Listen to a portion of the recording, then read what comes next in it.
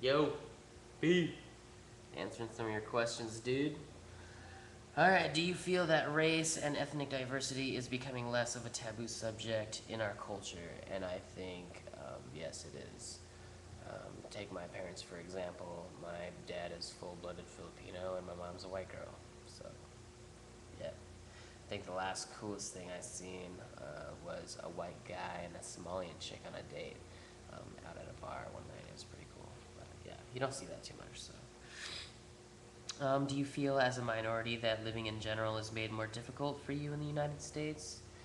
And I think it just depends on where you are in the United States. You know, if you're on the West Coast, there's all these different cultures coming together. But if you're, in the southern East Coast states, it's like, you know, it'll be different.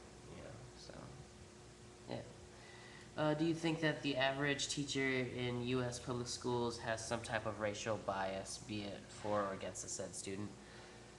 And I think it's just where you are, in the United States. I mean, things are going to be different in the city because, you're going to have a lot of cultures meshing together. And if you're in some secluded town somewhere where, you don't see much culture, then, it's going to be different and, it's kind of sad, but hey, what can you do? At this rate, by what year do you think racism will be completely eradicated?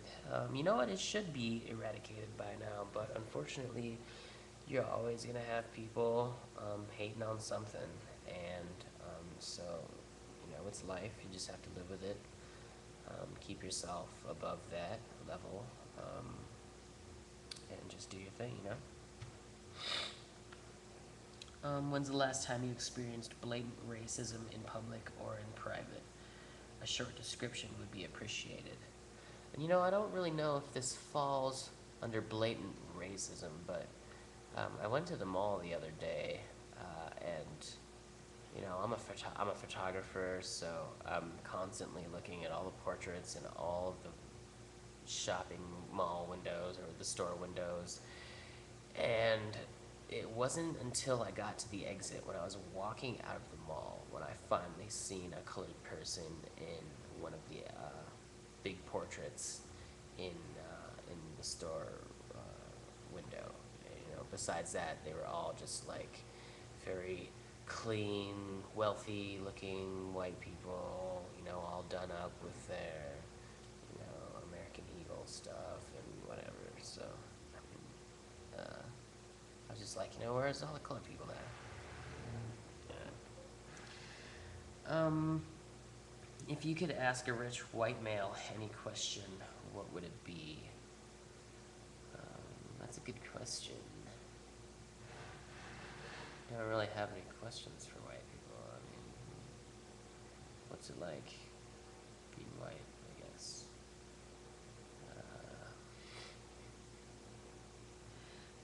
Next question.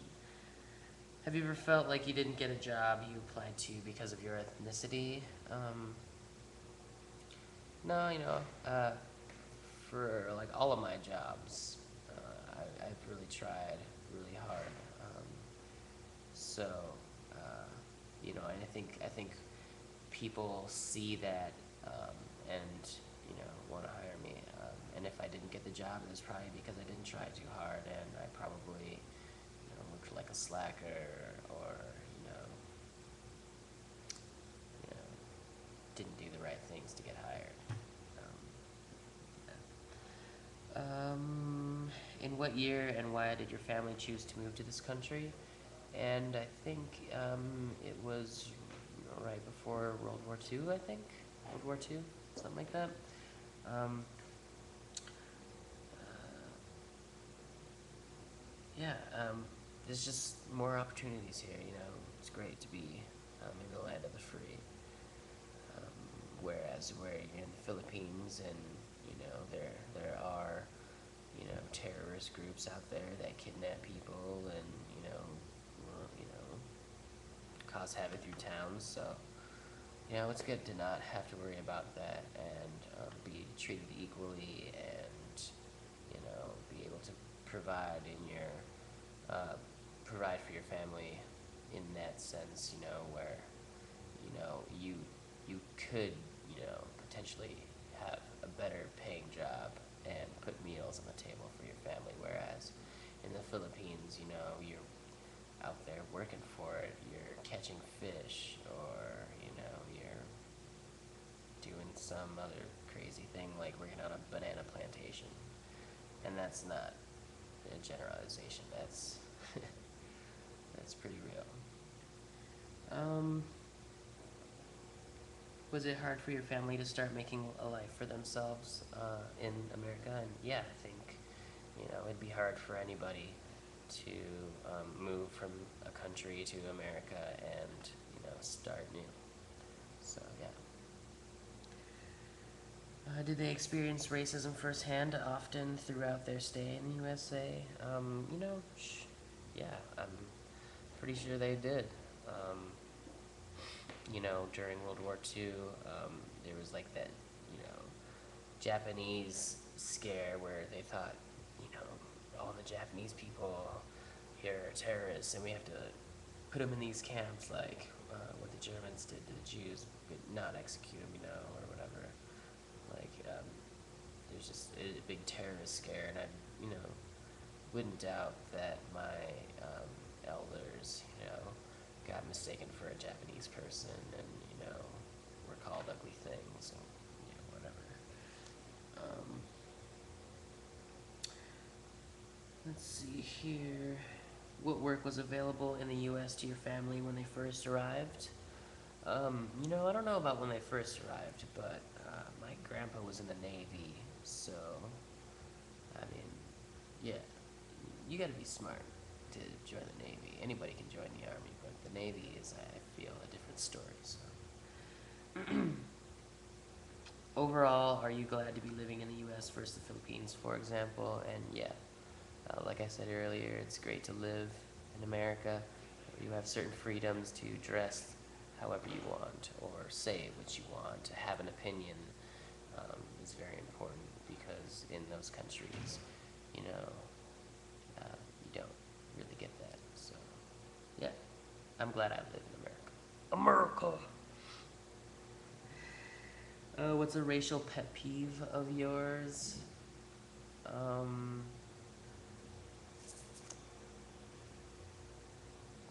I hear Somalians being bad drivers a lot, and I think no matter what race you are, there's always going to be bad drivers and stupid drivers.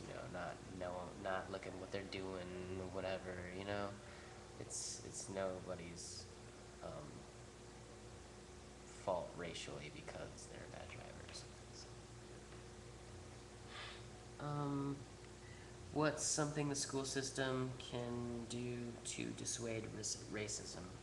And I think if they just meshed with other schools and did things, held functions with different schools, um, field trips with different classes, I think that would kind of mesh kids in and have them experience things that they haven't experienced before. I think yeah, it's a good way. Does racism inspire pride or shame? Have you felt both because of the color of your skin? Yeah, I've felt both. In San Diego, there were a lot of Filipinos that were proud of being Filipino, and they would write it on their notebook or something. And it's cool to see that because once you come to the Midwest, I didn't see any Filipinos for a number of years, and I'm pretty sure when I first moved to the Midwest was looked at like, is that a Mexican or something. So yeah, I've definitely gotten the stares from crazy old white people like, oh, what's this dude doing here in our small town or something. Um, who's your favorite white person and why? I guess my friends that I've made here in the Midwest throughout the years. Those are my favorite white people, because they've been there for me and I've been there for them. They've especially been there for me, so I'm really thankful that I have the friends that I do. Um, who's your least favorite white person and why? Maybe George Bush. And I feel like I don't have to explain that very much. Do you think that television is helping move forward our culture by exposing remote areas to race and ethnic diversity, or setting our culture back by primarily displaying stereotypical roles of minorities in television shows and music television? I think to a degree, to a big degree, it sets a lot of races back. Like, all the reality TV and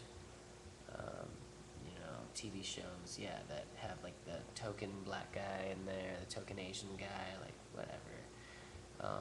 So yeah, I think that you have white kids that see that, in a town where there's no civilization, there's no culture.